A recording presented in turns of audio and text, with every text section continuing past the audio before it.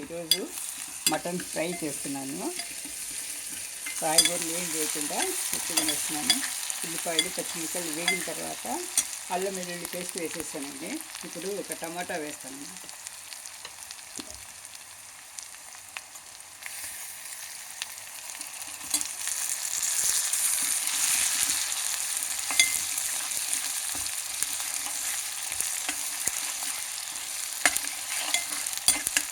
దీంతో పాటు మాంసం శుభ్రం కడిగి పెట్టుకున్నానండి. ఇది ఒక పూటకే కాబట్టి కొద్దిగానే వేస్తున్నాను. ఒక 200 గ్రామ్స్ వరకు.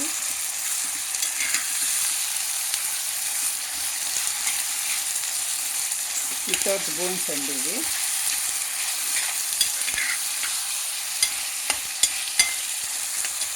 ఇది పచ్చి వాసన పోయేంత వరకు మనము ఒక 5 నిమిషాలు మూత పెట్టి పెట్టేస్తే మాంసం ఉండే నీళ్ళంతా ఆవిరయ్యి పచ్చివాసన పోతుంది అన్నమాట. చూడండి, మాంసంలో నీళ్ళంతా ఈగిపోయింది. ఇప్పుడు 1 స్పూన్ ఉప్పు వేసుకుంటున్నాను. ఇప్పుడు చూడండి, మసాలాలు ఇప్పుడు కారము,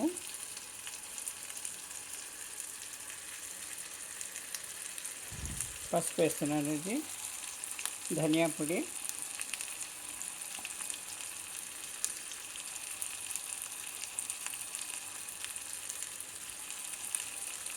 కారము, పచ్చిమిరపకాయలు ఆల్రెడీ వేసేసాను కాబట్టి ఇంకా చాలండి, ఎక్కువ వద్దు. ఎందుకంటే కాయగూరలు కూడా ఏం లేదు, ఇది ఒట్టి ఇది ఇగురు అనమాట. ఇది మాంసము ఫ్రై అనమాట. ఇది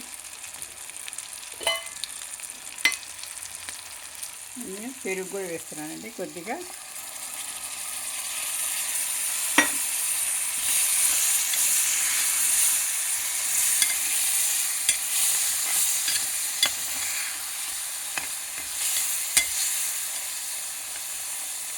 కొద్దిగా కాజు ఇది ఉంది కదా, క్యాష్యూ నట్, అది కూడా కొద్దిగా మిక్సీ పట్టి వేస్తానండి. చూడండి, ఇప్పుడు వచ్చి ఈ కాజు పేస్ట్ అనమాట, ఇది కూడా వేసేస్తున్నానండి.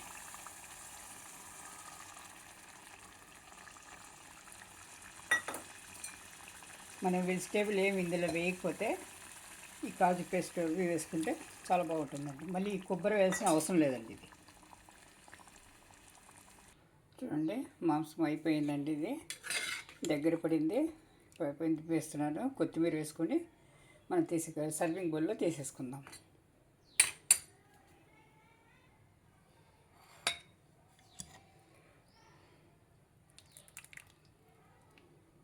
ఒక 5 విజిల్లకు ఇది అయిపోయిందండి. ఇది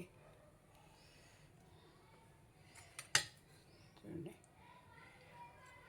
మన చపాతీల్లో, పుల్కాల్లో కానీ చపాతీలో కానీ చాలా చాలా బాగుంటుంది అండి. కొత్తిమీరతో గార్నిష్ చేసేసుకుందాం.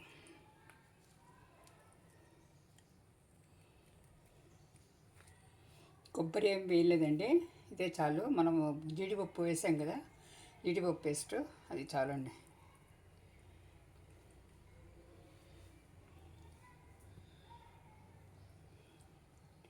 నా ఛానల్ని చూసిన వాళ్ళు, మొట్టమొదటిసారి చూసేవాళ్ళు సబ్స్క్రైబ్ చేసుకోండి, లైక్ చేయండి, షేర్ చేయండి, కామెంట్ చేయండి ప్లీజ్.